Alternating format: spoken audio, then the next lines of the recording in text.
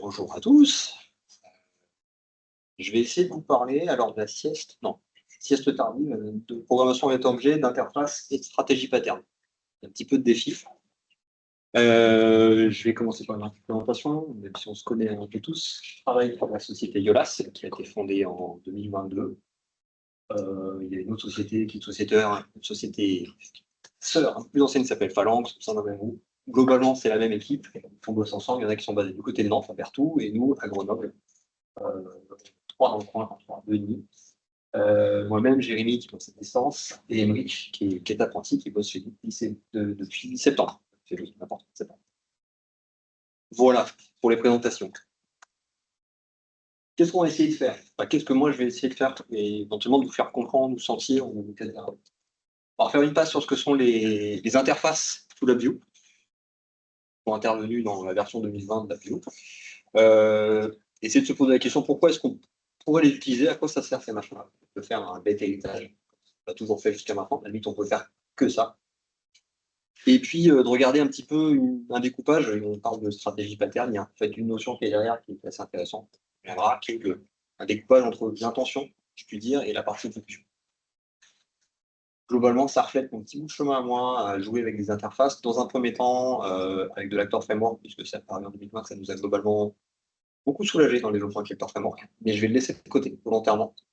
C'est pas le propos, c'est quelque part plutôt qu'en simple utilisateur de l'Actor Framework et de comment on fait dans l'Actor Framework, que ça peut apporter pour du développement IoT-objet dans d'autres cas d'usage et à d'autres niveaux. L'Actor Framework, à la limite, ça fera un sujet à part entière, une autre fois, pour le temps. Plan de route, quelques rappels de la programmation orientée-objet, notamment autour de l'héritage, on va voir tout ce qui est l'interface.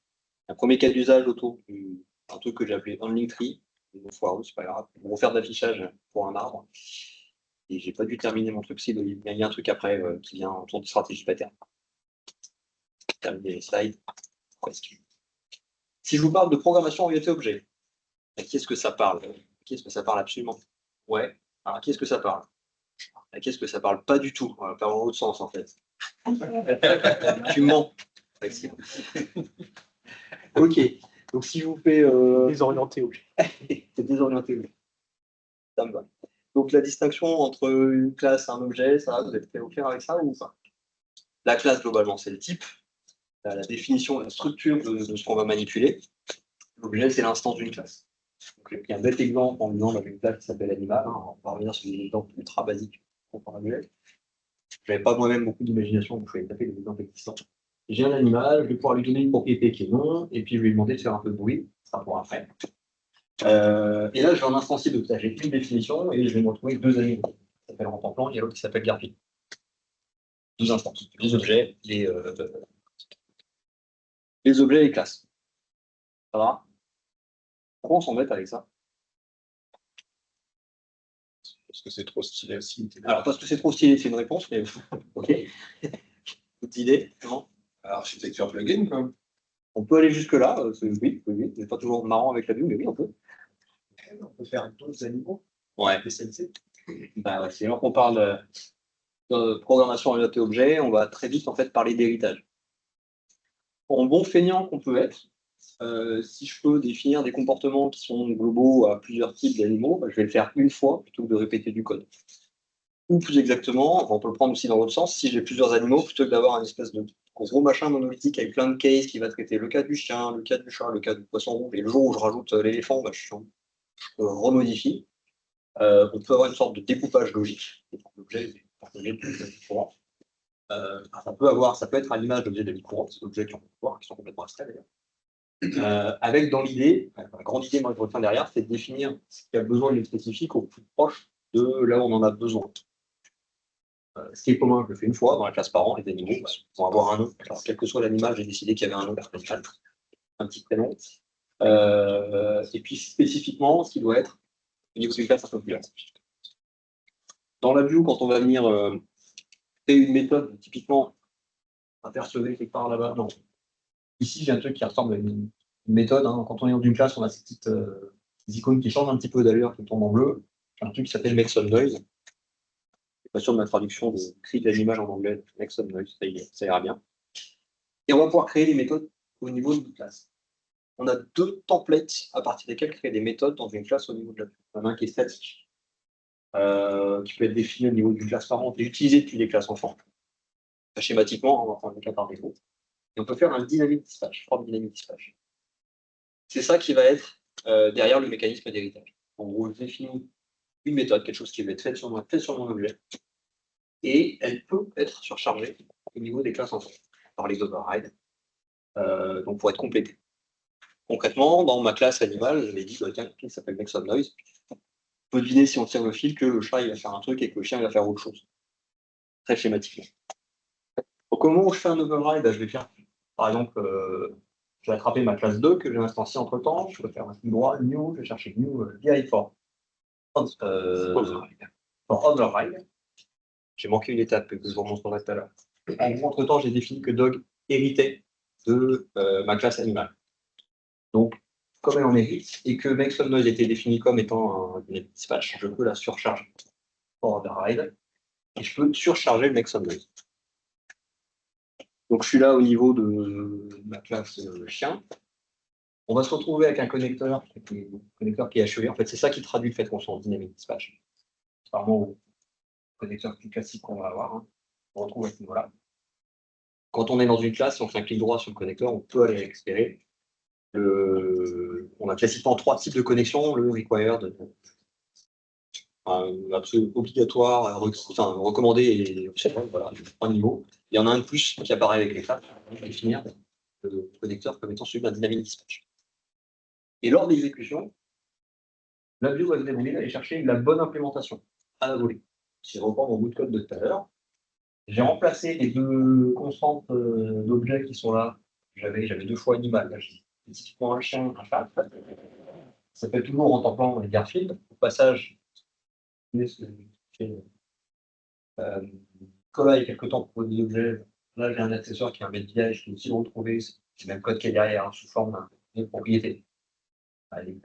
Donc, de performance, on sera toujours plus performant dans ça, mais en termes d'écriture, ça peut être intéressant d'avoir cette forme-là. Je préfère ma parenthèse. J'en fais un tableau, puis je vais boucler là-dessus, et puis on va chacun faire un petit bruit. Donc, dans un premier temps, je vais avoir un. Ouais. Ah, faut que je parle par. Faut que je fasse du bruit là, c'est ça? Je monte un peu le niveau. Ouais, ok, je vais essayer. Juste pas trop vite de partir là-bas. Ça marche, mais j'ai tu qu'à montrer là-bas. Bref. Donc, Et il faudrait qu'on y pense une autre fois. Donc voilà, il va me faire un premier, il va me dire que Rentemplant il fait waf, et puis que Garfield il fait merde. Waouh. bien le chat. Ouais. Merci. Au niveau du dynamic dispatch, on peut ou pas appeler le parent. Je ne sais pas si vous avez repéré, j'ai à chaque fois le nom qui est utilisé dans ce que je formate à ce niveau-là. À votre avis, si je vous dis que j'aime pas faire du code dupliqué, est-ce que ce truc-là, je l'ai fait à chaque fois dans chacun des animaux, ou est-ce que je l'ai fait quelque part au-dessus dans la classe parente? Je suis une feignasse, je l'aurais fait qu'une fois. Voilà, enfin je suis une feignasse, j'aime pas faire les choses deux fois si c'est pas nécessaire. Plus encore quand il faut le maintenir dans le temps, si j'ai deux fois le même code, je vais corriger d'un côté et il faudra corriger de l'autre et je l'aurais oublié. C'est le pli dans le tapis, ça va pas rater. Donc au niveau d'un dynamic dispatch, on va retourner au niveau de la classe ici, avec je peux lui dire quelles sont les options. Je vais essayer avec le niveau de la classe. Quelles sont les options qu'on a ici? En gros, je peux définir si ma méthode elle est publique, machin. On va passer ça sous silence pour l'instant. Et je peux lui dire si les classes enfants doivent impérativement le surcharger. Par défaut, dans ce que je montrais juste avant, on avait, au niveau de l'override, on avait juste le nom de la méthode. Si elle est obligatoire, il y a une petite étoile. On me dit attention, il faut impérativement que tu la surcharges. Ça permet d'identifier facilement celles qu'il faut surcharger. Et si elles ne sont pas surchargées, globalement, la vue, il grosse. On dit que le code est brisé, que ça marche pas. Voilà. Et donc, au niveau du dynamic dispatch, si je double-clique sur le sous-VI qui est là, animal, il va me proposer une petite fenêtre qui me dit bah, très bien, tu nous veux parler d'un animal, mais en fait, auquel? Je me retrouve avec cette fenêtre qui me présente globalement la hiérarchie de mes classes. Ici, j'ai une classe mère qui est animal et deux classes enfants, le chat et le chien. Donc, dans animal, bah, tiens, je vais formater le nom avec deux points, je le ressors et je vais appeler la méthode parent. disant, bah, tiens, forme un point ça, puis tu vas rajouter ce que fait effectivement d'un côté le chat, de l'autre le chien. C'est pas obligatoire d'appeler parent. Enfin, si, on peut le rendre obligatoire avec la petite option qu'on a vue juste avant. On peut le laisser libre à l'utilisateur. Ça dépend vraiment des cas d'usage. On peut se poser la question après de est-ce que je l'appelle avant, après, mon code spécifique. Genre, une question métaphysique à se poser à ce niveau-là. Ça reste possible. Voilà comment ça va se passer. Ah, c'est-à-dire si tu appelles directement la classe parent sans avoir défini quel type d'animal c'est, ça va juste te mettre le nom d'animal. Tout à fait. Voilà. On pourrait considérer que dans ce cas-là, il faut impérativement que je le surcharge. J'aurais pu dans le cas d'avant, dire, voilà, au niveau de ce paramètre, dire, je veux qu'il soit surchargé quoi qu'il arrive. Ouais. Tout à fait. Voilà, globalement pour l'objet. Si, peut-être pour compléter sur cette partie objet, un des intérêts de la programmation orientée objet, c'est de pouvoir écrire une partie du code sur la base des classes parentes, et toute ma logique là-dessus, et le comportement spécifique qui va se passer sur ce qui se passe en dessous. L'exemple classique pour introduire les interfaces dans le c'est le SMU et les classes d'instruments. Les bateaux me permettent de bien comprendre ça. L'idée, c'est que je vais écrire toute mon application en travaillant essentiellement sur Animal. Et en initialisation, quand je vais charger ce objet-là dans mon application, je ne sais pas ce que je vais faire avec les animaux, hein, peu importe, je vais venir dire, bah tiens, là c'est un chien. Alors, finalement, là c'est un chat. Le reste de mon application sera écrit avec l'essentiel des briques qui sont de haut niveau, entre guillemets. Et le dynamic dispatch fait le reste du boulot. Par exemple, plus d'intérêt, on parlait de plugin à un moment donné, effectivement. On peut imaginer que ce chargement d'objets se fasse de façon dynamique et je vais chercher un module dans lequel j'ai un objet, une classe qui est définie, et que après-demain, je sois en mesure de mettre à disposition dans mon application un nouveau plugin et charger un truc qui n'a pas été pensé, enfin, qui n'avait pas encore été mis au point, en tout cas au moment où j'ai trouvé une première version. C'est intéressant, ça demande une petite gymnastique, mais ça se fait bien, c'est un des mécanismes qui va très bien pour France. Je vous parlais du grand classique du SMU. Pour tous ceux qui ont fait un peu d'instrumentation et qui ont eu le bonheur de toucher à IVI, on a vite tendance à rejoindre, à rassembler les instruments sous forme de classes d'instruments. Le grand classique, c'est de dire, j'ai d'un côté des DMM avec un MIDMM, avec un ITM 3458, j'ai des sources de courant de power supply qui site je ne sais pas quoi, et de power supply qui est ému. Mon SMU, je le mets où là-dedans? Sachant que ce truc-là, il est à la fois capable de faire de la mesure, de courant de tension, d'une part, et d'autre part, de fournir du courant d'attention et de réguler tout ça. Donc il est dans un cas un petit peu particulier. Donc, on peut se garder la tête de savoir où est-ce que je le mets. Est-ce que je fais une classe spécifique au SMU, auquel cas, il y a forcément des trucs que j'aurais fait là-dedans qu'il faudra que je réintègre là, je vais avoir du code dupliqué. Je ne fais pas ça. Je pourrais essayer de jouer sur les héritages et mettre des DMM en tension de power supply, mais ça n'a aucun sens. Quelque part, je me retrouve avec des choses de DMM dans le power supply, ça n'a pas de sens. Donc, si on s'en tient strictement à l'héritage, on est un peu coincé. C'est là qu'interviennent les interfaces. Puisqu'en fait, ce qui, moi, va m'intéresser dans mon application, c'est pas tant en l'occurrence, je vais découper, je vais avoir des opérations de mesure, des opérations de contrôle de mon alim, quel que soit l'appareil, en 2 fois ou en 1 fois, peu importe, en tout. Et ce qui m'intéresse, c'est l'interface, pour en parler. Comment je manipule ce truc-là? L'interface, elle va me permettre, puis j'ai besoin de définir comment on le manipule. Ça a été introduit donc en 2020. Ça ressemble furieusement à une classe. C'est un petit icône qui est un peu différent. On l'aperçoit qui est par là, avec les arêtes qui sont en blanc plutôt qu'en noir. Comme une classe, il n'y a pas de données privées. Alors, je sais qu'il y a certains puristes dans d'autres langages qui vous disent qu'on peut quand même avoir des données, ou on peut avoir des trucs en truandant. Bon. Basiquement, il y en a pas. Le .ctl il n'existe pas dans les interfaces. Et la grande force, c'est qu'une classe va pouvoir implémenter en fait plusieurs interfaces. Là où je n'aurai jamais qu'un seul parent de classe, je peux avoir plusieurs interfaces parentes. Ce qui fait que mon SMU, si plutôt que de parler en classe de DMN, en classe de Power Supply, je parle en interface de DMN, en interface d'alimentation, qui est Power Supply, j'ai mes méthodes qui sont là, Et globalement, je peux câbler tout ce petit monde ensemble, ça marche. Concrètement, mon ADMM, mon DNM, ils répondent à l'interface NDMM. Donc, je peux utiliser derrière, on va se retrouver avec ces méthodes-là, les méthodes parentes, entre guillemets, celles de l'interface qui disent fais une mesure de courant, fais une mesure de tension. Le dynamic dispatch fait le reste du boulot et va aller chercher l'implémentation dans la DNet, dans le BMM, voire même dans le CMU. Et de la même manière, côté Power Supply, j'ai trois méthodes qui sont définies. Pareil, je vais utiliser celles qui sont définies au niveau de l'interface. Donc, mon application, je la construis sur ces briques de haut niveau et le dynamic dispatch fait le reste du boulot. Et je me retrouve avec ce LIFTMU là, qui se balade et qui a des méthodes à la fois de l'interface DNN et de l'interface Power Supply. Une forme de double héritage, même si la terminologie est impropre. Pas toujours? Ouais. Petite question. Une méthode d'interface, elle est forcément dynamic dispatch. Alors, tu peux faire du statique, mais dans la mesure où tu n'as pas de données privées, ce sera plus des VI helper ou des machins comme ça. Tu peux définir du statique, tout à fait. L'intérêt essentiel, c'est d'aller chercher du dynamic dispatch. Ouais. Est-ce que tu peux aussi définir des comportements dans l'interface parent que tu utilises dans des. Non. Alors, là, pour le coup, le calling parent, il n'a pas de sens. Il n'y a pas de sens. Dans ce cas-là, il n'a pas de sens.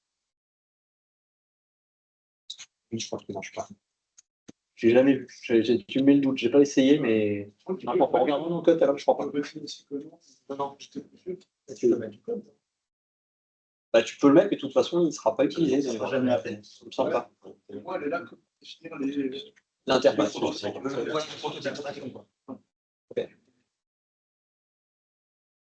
Alors, moi j'ai un problème. Non, j'ai pas un problème.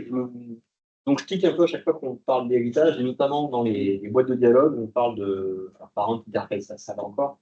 Il y a une des boîtes de dialogue, on dit inherit from this interface. Si on s'en tient au purisme de la programmation orientée objet, on va dire plutôt qu'une classe implémente une interface, quelque chose du genre. Bon, on est dans la view, c'est le mécanisme de dynamic dispatch qui est derrière, c'est clairement issu de l'héritage. Vous facilitez le boulot, vous nous laissez en terrain connu. Bon, ça marche, hein, globalement, peu importe. Juste avoir en tête que si on discute avec des développeurs d'autres langages ou dans d'autres langages, ce ne sera pas exactement la même terminologie. Je vais peut-être faire des jurons de quoi ils parlent. Voilà. Petit point, on va dire, juste terminé. Voilà, dans la boîte de dialogue ensuite. Donc en gros, quand je me trouve à ce niveau-là, j'ai donc la partie héritage des classes. Je viens directement de la classe classique, juste un niveau, il pourrait y en avoir bien davantage. Et au niveau des parents interface, il y en a deux qui sont définis. Si je vais appliquer sur le bouton Sketch Parent Interface, ici, il y en a plusieurs. Sinon, on ne fait pas très bon parce que j'avais deux interfaces qui étaient disponibles dans le projet et je les ai déjà collées côté dans celle dont hérite ma classe. Je peux en avoir une liste à rallonge en fonction de ce qui est chargé dans mon projet. Il faut qu'elle soit présente dans le projet pour qu'elle soit disponible.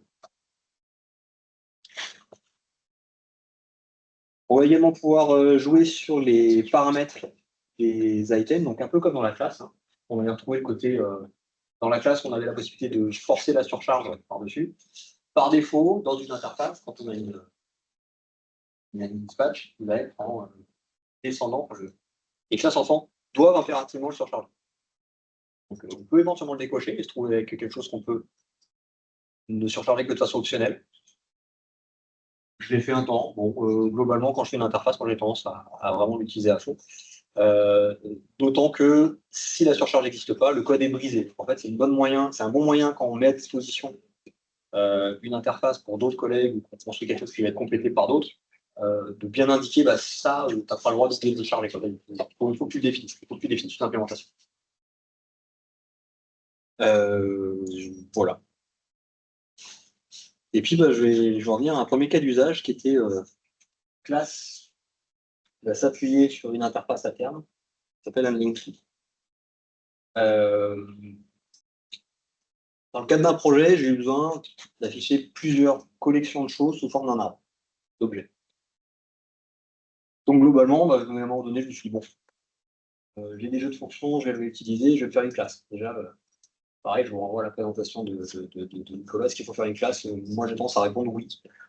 Ça me permet de planquer les données privées et de n'exposer que ce qui est nécessaire à l'extérieur. Pareil, dans une logique d'expérience développeur, si je la passe à quelqu'un, je trouve que c'est plus agréable. J'ai une autre classe en support qui est l'Eclipse, qui est un mécanisme pour télécharger et gérer l'affichage. Et puis j'ai un prix item qui est une classe dont vont hériter mes autres objets et des trucs dedans. C'est une première itération, elle n'est pas terrible, peu importe. La grande idée, c'est qu'en fait, cette classe elle est responsable de récupérer des données de l'objet dont je vais hériter pour les mettre en forme et l'afficher sous forme d'un arbre. Ça va donner des trucs qui ressemblent à ça. Donc, typiquement, une exploration sur un serveur au PCUA. Je vais les afficher avec une hiérarchie, etc. Donc, je vais avoir des folders, des subfolders, il y en a de partout. J'ai un mécanisme qui me permet de les récupérer d'un point de vue PCUA. J'ai quelque part un chemin dans l'arborescence au PCUA. Je vais utiliser ça pour les hiérarchiser. Et en gros, l'unlink tree, il s'en fout. Il n'y a pas besoin de ça. Il a juste besoin que je lui dise dans la classe enfant qui hérite de tree, bah voilà, tu prends le chemin, puis tu vas le formater de telle manière pour que ça te fasse l'emplacement, on va dire, dans l'arbre. Très schématique. En interne, c'est de la fluide variant avec un tag qui me permet d'avoir une notation unique.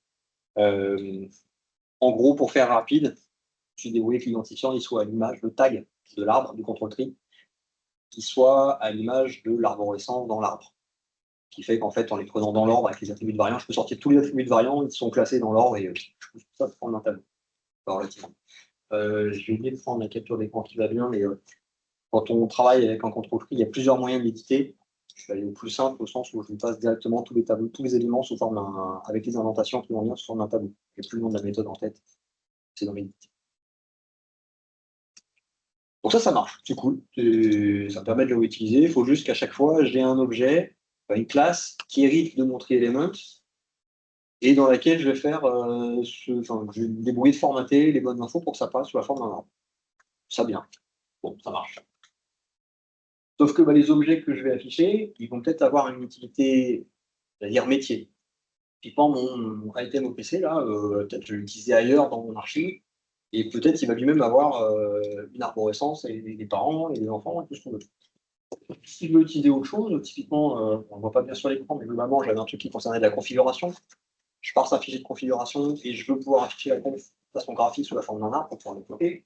Ou j'avais fait l'expérience et l'exercice avec un file system. Je lise des fichiers et je suis capable de les afficher très simplement sous forme d'un arbre. Au PC, les fichiers, ça n'a pas grand-chose à voir.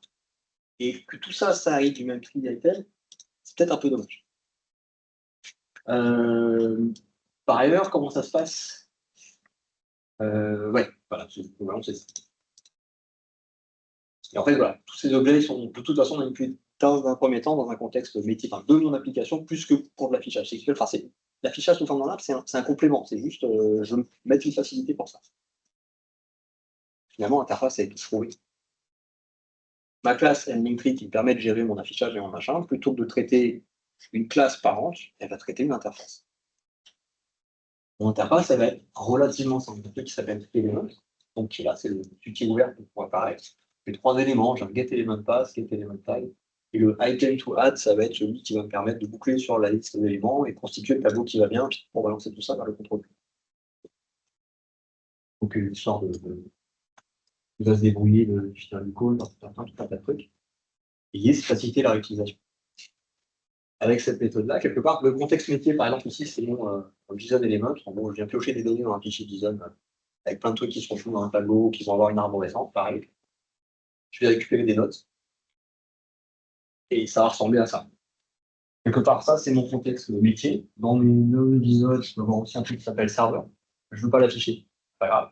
Lui, il va implémenter l'interface element. Je l'ai mis en constant, mais globalement, ça vient de mon fichier, je l'ai exclu.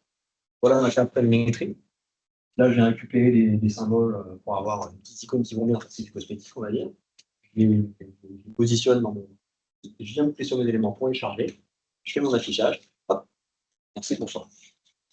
Si demain, j'ai une autre classe qui elle-même implémente l'interface Linktree, rebelote. Alors, je de la même manière. Donc, ça permet de faire un truc qui est bien packagé, quelque part facilement utilisable et que je peux brancher vraiment sur une. Enfin, pas n'importe quelle classe, mais sensiblement n'importe quelle classe. Aucune timing. C'est 45, c'est ça? Ouais, ok. Je traîne de trop.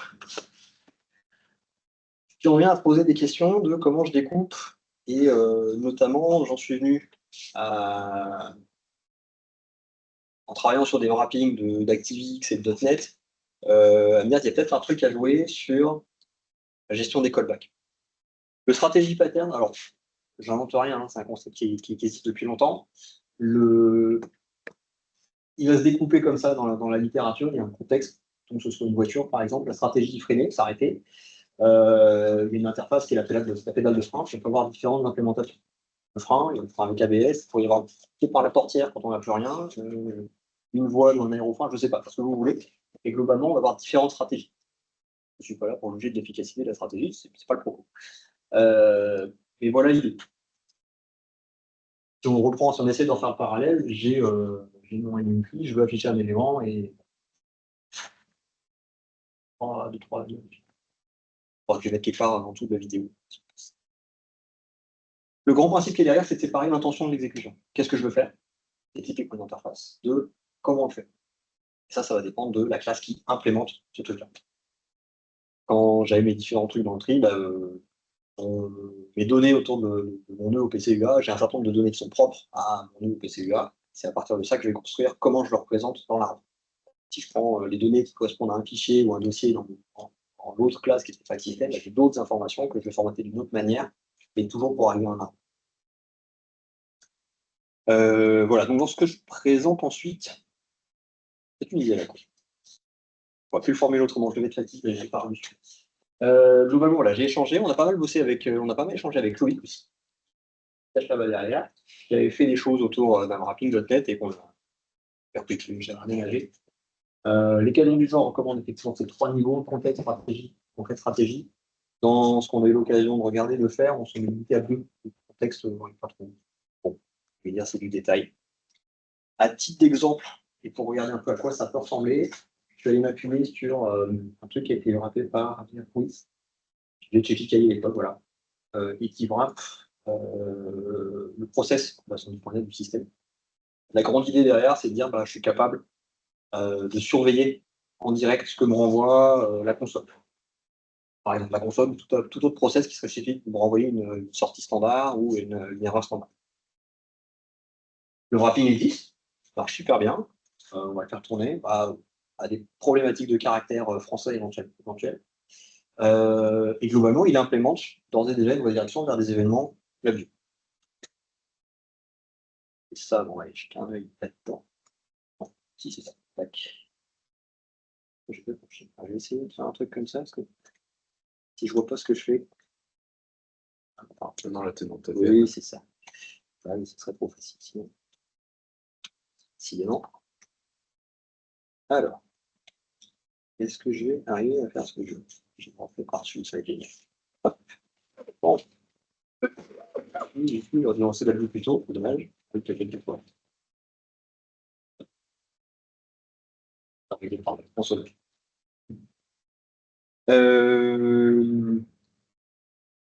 Alors, c'est pour coup, c'est un paquet qui est disponible sur VIPM. Si jamais ce genre d'utilitaire vous intéresse, j'ai déjà marqué, j'ai déjà tout fait là-dessus.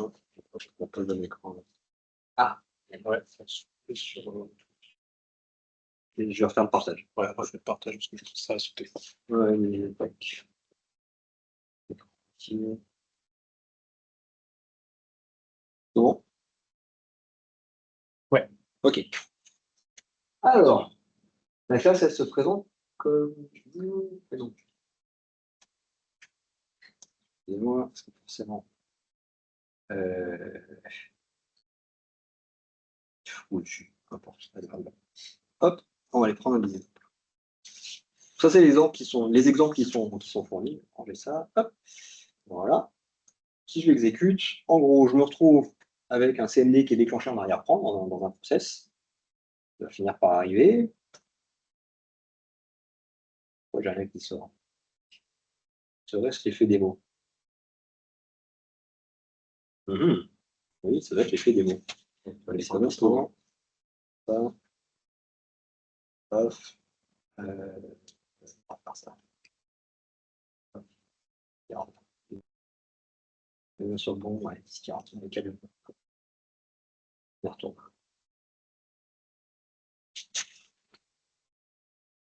Tac. Allez, reprends les exemples. ça, je peux vous montrer comment c'est fait de base. Ça y est, on y est. Voilà, donc je me retrouve avec la même sortie qu'on aurait sur une invite de commande Windows. Si je fais dire, il va me faire un truc comme ça. Si je lui dis ping 127.0.0 avec les virgules, voilà, local host, voilà. Si c'est plus simple, il me l'affiche. Et je l'ai à la volée. Si jamais je lui dis un truc qui ressemble à rien, je vais récupérer une erreur qui me dit, bah non, ça je connais pas. Capable de différencier le flux de sortie standard de l'erreur standard. Comment c'est structuré? Eh ben, globalement, on va partir de l'utilisation. Si je prends le CMD qui est là, hop, on va avoir deux VI qui permettent d'initialiser et de lancer le process. Donc, voilà, je vais lancer CMD, j'initialise, je récupère des événements utilisateurs, je les enregistre pour pouvoir les traiter avec la structure événement qui est derrière. Je déclenche mon process, là-dedans, on va y avoir des enregistrements de callback. Et alors ici, j'ai une méthode qui me permet d'envoyer la nouvelle commande. Quand je tape CMD, enfin, pas CMD, mais dire ou etc., il va m'envoyer un peu comme si c'était dans mon terminal. Et je vais avoir dans la structure événement l'empilage là, dans mon petit buffer de la sortie standard et de la sortie d'aide. Rien de bien compliqué. Ça a le mérite d'être simple au sens où il y a juste un paramètre à renvoyer depuis qui est la chaîne de caractères. Bon. Ce qui, moi, m'embête profondément, là il y en a que 3. Pour ceux qui connaissent le monde de Tessandre, on fait des enregistrements de callback comme ça, et généralement il y a une tartine qui fait à peu près 45 km de long. Ce truc-là, on le refait systématiquement. Il faut l'adapter parce que pour peu qu'on ne passe pas exactement les mêmes éléments, on recommence. C'est pénible. Globalement, c'est un truc qui, moi, m'a fait me poser des questions et m'a amené à dire, bah, tiens, je vais essayer de le faire autrement. Dans Limite, il y a différentes petites choses, mais peu importe. Ce qui m'intéresse, en fait, c'est de sortir ce truc-là et de pouvoir les exposer sous forme d'interface. Donc, je vais tâcher de rebasculer sur la version que j'ai truandée, ça ne va pas prendre longtemps. De toute façon, on va remachiner, tac. On va faire ça avant mes modifs de l'autre fois, sur un malentendu. Alors, ça fera régulièrement la même chose. Simplement, plutôt que d'avoir un callback directement inscrit là-dedans, je vais le séparer. Je vais me faire une librairie avec 3 interfaces. Alors, je me paye le luxe de mettre des interfaces différentes en disant je veux pouvoir inscrire 7 événements et pas tel autre, pour en avoir une seule qui expose les 3 méthodes, correspondant à la sortie standard, la sortie d'erreur et le lien exit. J'ai repris ce que j'avais fait pareil. Le run, il va ressembler à ça. Vous vous souvenez, on avait les 3 qui s'empilaient. En gros, ce que je fais, c'est que je vais dire ma classe de tête de wrapping, hein, hop, je la passe en argument, et j'ai un VI ici qui me permet d'enregistrer les callbacks. J'y reviendrai après. Ma classe, elle-même, elle va implémenter, et je vais lui demander d'implémenter 3 interfaces.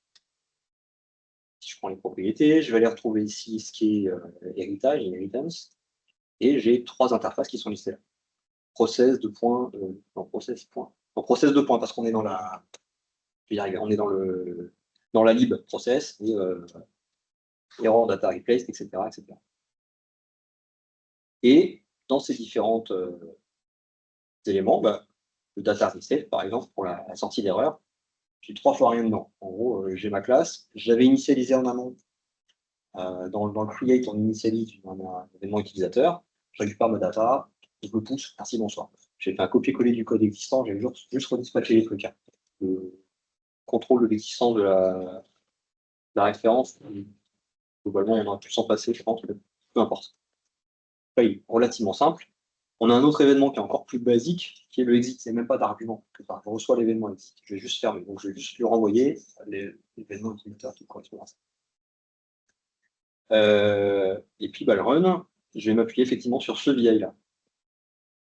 Celui-ci est un peu tordu. C'est pareil, d'un côté, c'est peut-être une idée à la con. Peut-être couper les cheveux en 4 ou en 50, alors que ce n'est pas nécessaire. Voilà quand même l'idée. Je vais boucler sur mes différentes interfaces. Le LabVIEW Object qui est là, c'est système qui est une implémentation de la gestion du process. Je vais le gérer avec des événements, ce coup-là.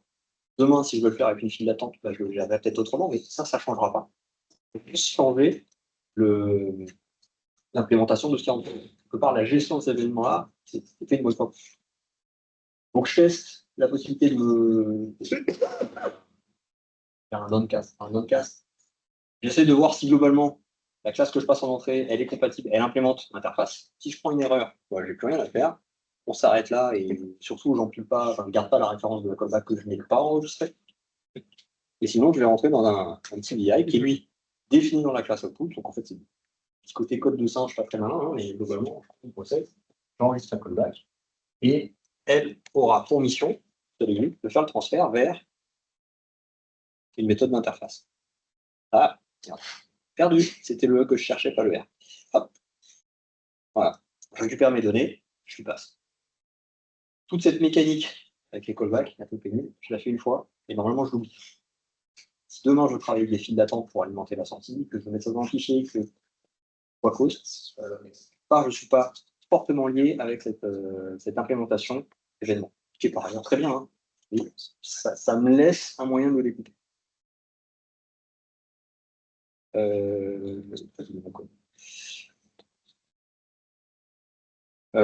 Voilà. Je sais pas où, on tarde à s'arrêter. 42. Pour 45. Ouais.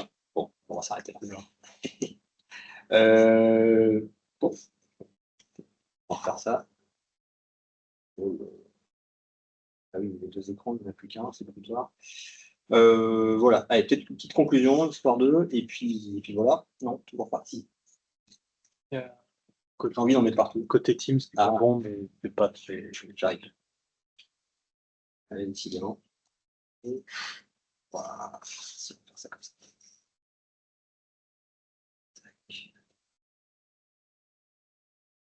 Hop, hop. Ok. Ça. Bon, on va y arriver. Ouais. Mieux. Désolé. Nickel. Ouais, petite subtilité avec tes mains. Ouais, en gros, j'ai envie d'en mettre partout. Bon, voilà. Comme quand je découvre un nouveau jouet, j'ai envie d'en mettre partout. Non. Globalement, je les ai découverts et appréciés dans le contexte de Vector Framework. On parlait un peu au début. Ça autorise à agréger des fonctionnalités sans passer par un héritage direct. Et là où quelque part on avait une espèce d'arbre avec plein de trucs qui suivent les uns les autres, et la question de quand je commence à en agréger plein, qui je mets où, devant, derrière, par-dessus, c'est un peu compliqué. Là, quelque part, je peux attaquer sur le côté, entre guillemets. Je peux venir plugger à d'autres endroits, ça donne une autre dimension pour agréger les fonctionnalités et enrichir les fonctionnalités d'une classe. Globalement, ça, moi, m'encourage à séparer vraiment l'intention de l'exécution. Je vais planquer ce truc qui est au milieu. Et de penser interface, enfin, expérience développeur. Moi, dans 6 mois, ou le collègue à qui je vais passer l'outil pour qu'il puisse le réutiliser. Et globalement, ça ouvre pas mal de perspectives en termes de vulgarisation. Je pense bien évidemment en .NET, à l'ActiveX, attestant, je l'ai évoqué. Voilà, encore un peu de boulot et trucs à réfléchir peut-être, mais voilà, si le sujet vous intéresse, on peut en discuter. Quelque part, c'est l'état de l'art de comment ça tourne dans ma tête, voilà. Et on peut en discuter. Voilà. Vous avez des questions? Ouais. Moi, j'ai jamais eu l'occasion de réellement utiliser les interfaces dans un code. Et je peux expliquer la théorie. Je me suis posé la question, dans le cas d'une architecture plugin, d'une abstraction layer, est-ce que tu utiliserais une interface pour faire finalement ton premier héritage? Tu as ton init read clause. Est-ce que ton init read clause, tu fais une interface et après tu mets tes instruments dessus? Est-ce que ça n'a rien d'intérêt? Est-ce que ça aurait du sens? Bon, avec l'expérience que tu as. Alors, je ne suis pas allé jouer de l'abstraction layer, donc je n'ai pas ce retour-là. J'aurais tendance à dire que oui. Mais comme je n'ai pas joué, je ne me suis pas pris les murs et les obstacles, je ne sais pas où ils sont. Mais peut-être si tu peux pas mettre des dans une interface. Non, il n'y a pas de données privées. C'est une première limite. Du coup, pour l'abstraction, ça paraît bizarre de ce style-là. Vraiment très haut niveau. Ouais, je sais pas. Il y a cette limite-là. Ouais. Mais encore une fois, je ne l'ai pas joué sur ce terrain-là, et donc je ne sais pas quels sont les obstacles existants du jeu. Sur ce, voilà, je sais pas.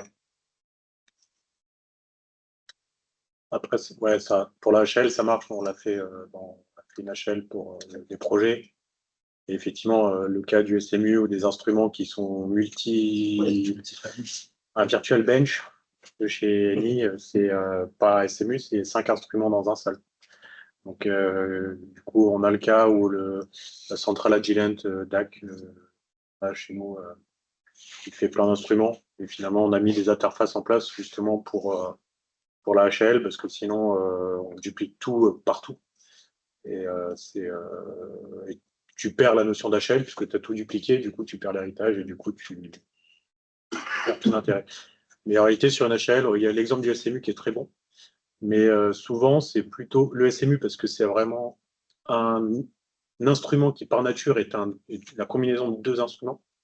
Et il y a aussi des instruments qui combinent d'autres instruments, des types centrales d'acquisition ou des choses comme ça, qui vont avoir des entrées-sorties numériques de l'analogique, du scope, etc. Et ces trucs-là, bah, si on a des interfaces et qu'on a fait une HL, c'est super pratique. Sinon, on duplique le driver 5 fois, on fait le truc. Enfin, on perd en fainéantise. Sur Teams, après, je risque de l'oublier. Il y a Emmanuel qui pose deux questions. Il te demande si tu peux toucher deux mots des références d'objets. Donc, j'imagine qu'il parle de l'OOP référencé. Et la deuxième, c'est sur faire un lien entre les interfaces et les méthodes virtuelles sous le bus. Ouais, ah, il est beau le bus là. Alors pour le référencer, pareil, j'ai pas joué avec. Non, désolé, j'ai pas de réponse. Pareil. Moi, j'ai joué avec. Vas-y.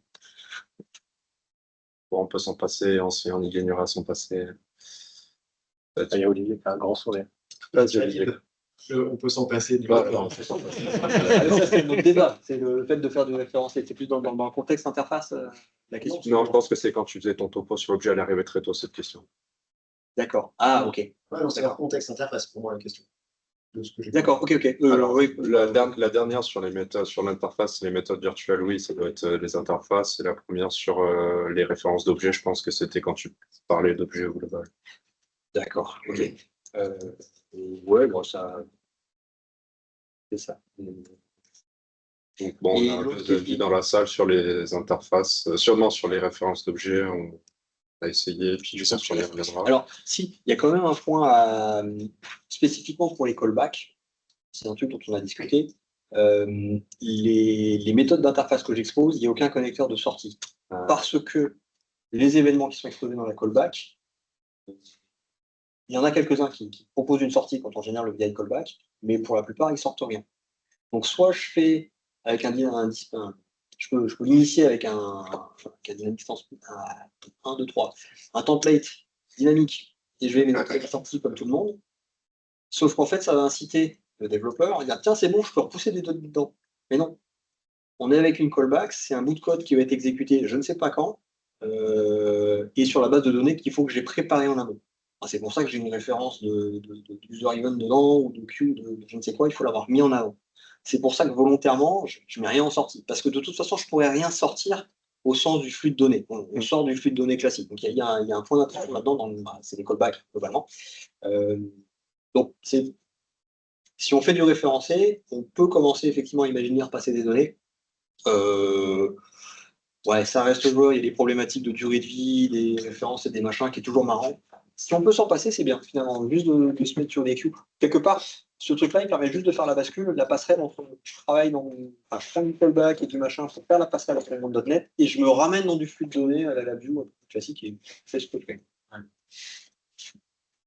Pour la deuxième question sur l'interface et méthode virtuelle, tu bottes en touche. Alors, méthode virtuelle, c'est quoi? C'est d'avoir une classe et des méthodes vides, je suis peut-être. Enfin, je sais que historiquement, tu peux définir des classes avec des méthodes qui sont vides, qui ont vocation à être surchargées pour faire ton abstraction de layer. Ouais. Je ne sais pas si c'est ça que tu as désigné. Ouais, c'est ça. Okay.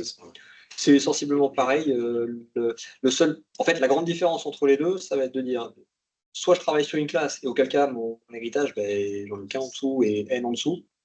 Un au-dessus, n en dessous, je vais y arriver. L'interface, l'intérêt, c'est que une classe peut en avoir plusieurs au-dessus, entre guillemets. C'est là qu'il y a une différence. Là, après, ça dépend du contexte. Et la limitation autour de j'ai des données privées, j'ai pas de données privées. C'est-à-dire que, voilà, il y a du bon, du moins bon d'un côté de l'autre, ça dépend du cas d'usage, j'ai envie de dire. Voilà, en connaissance de cause. Olivier ou par là-bas. Pour ce que pour dire sur l'architecture HL, c'est des interfaces, pour être sûr d'avoir bien compris. Donc en fait, quand vous avez des interfaces, en dessous, vous avez des classes parentes qui vont implémenter ces interfaces ou non. Et en dessous de ces classes parentes, vous avez des classes pour les implémentations de. Oui, Tu peux formuler un peu plus proche du micro, s'il te plaît. ouais, la question, c'est comment est organisé le code dans notre HL pour la gestion avec les interfaces, avec des classes mères. On a des classes mères, effectivement, de chaque famille d'instruments. Après, on a des interfaces par type d'instrument, donc l'interface DMM, si je ne me trompe pas. Et du coup, au pire, on peut instancier l'instrument DMM qui se doit d'implémenter les méthodes DMM. Mais si on a un instrument fille qui pourrait aussi implémenter mon enfant SMU, je vais lui dire qu'il implémente l'interface DMM et qu'il implémente aussi l'interface DC Power. Du coup, lui, il a juste plus de fonctions, donc il a plus de capacité. En fait, je peux composer mon objet à lui dire je respecte plusieurs trucs. Ce qui du coup permet d'avoir une transversalité qu'on ne peut pas avoir, qui pourrait être le multi-héritage si on l'avait en LabVIEW, mais on n'a pas le multi-héritage en LabVIEW, donc on a la méthode, ça peut être l'interface. Mais c'est le choix qui a été fait en LabVIEW de l'implémentation. Mais l'idée, c'est ça. On a des classes mères DMM. Si je fais un DMM, j'hérite de DMM. Du coup, je dois implémenter l'interface DMM, mais je peux aussi interfacer Implémenter l'interface. l'interface d'un autre pour être compatible. Tout à fait. Ça permet de se sortir d'une chaîne unique d'héritage, en fait. C'est vraiment le. Ouais. Mais effectivement, ça mériterait un sujet d'HL. C'est toujours un grand sujet.